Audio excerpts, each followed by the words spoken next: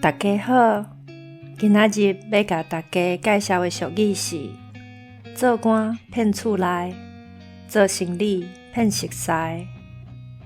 伊的意思是讲，一个人伫咧官场受着委屈，无法度出声，返到厝了后，才踮遐结一个做官的办事共哈。若生理人伫咧生理场甲人第盘烂，总是会用心计较，避免家己防骗。颠倒是生理人身躯边的亲情朋友，因对伊较无防备，较会防骗去。